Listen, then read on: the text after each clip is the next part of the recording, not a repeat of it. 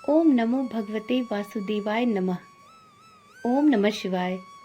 हिंदू धर्म में श्राद्ध का विशेष महत्व होता है। श्राद्ध या फिर पितृपक्ष हमारे साथ साथ हमारे पूर्वजों के लिए भी अत्यंत महत्वपूर्ण माना जाता है। पितृपक्ष को ही श्राद्ध के नाम से जानते हैं।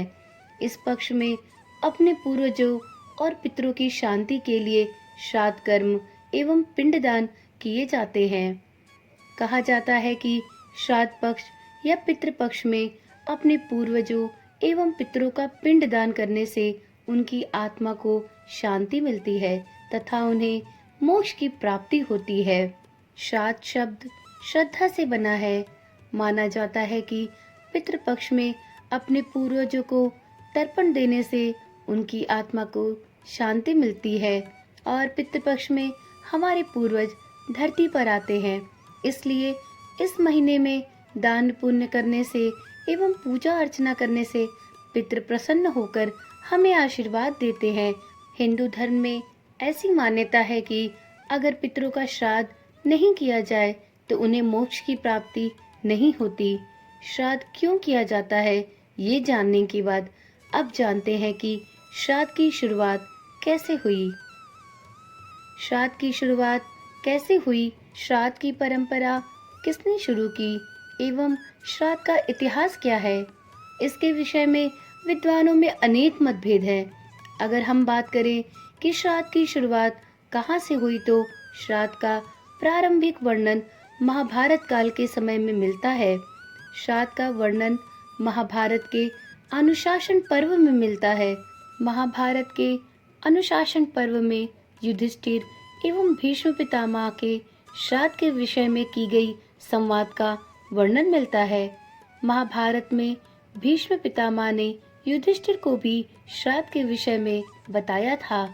महाभारत काल में ऋषि अत्रि ने सबसे पहले श्राद्ध का उपदेश महर्षि निमि को दिया था। इसके पश्चात अन्य ऋषियों द्वारा श्राद्ध किया जाने लगा। कई वर्षों तक श्राद्ध का भोजन करने से पितरों को अजीर्ण रोग हो गया। इसके बाद सभी लोग ब्रह्मा जी के पास गए और अपनी रोग मुक्ति का निवारण पूछा। ब्रह्मा जी ने कहा कि इस रोग से आपको अग्निदेव ही मुक्त करेंगे। अग्निदेव ने कहा कि आज के बाद श्राद्ध में मैं आपके साथ ही भोजन करूंगा, जिससे आपको अजीर्ण रोग से मुक्ति मिलेगी। इस समय से श्राद्ध में सबसे पहले अग्निदेव का भाग दिया जाता है, जिससे पितरों को अजीर्ण रोग से मुक्ति मिले।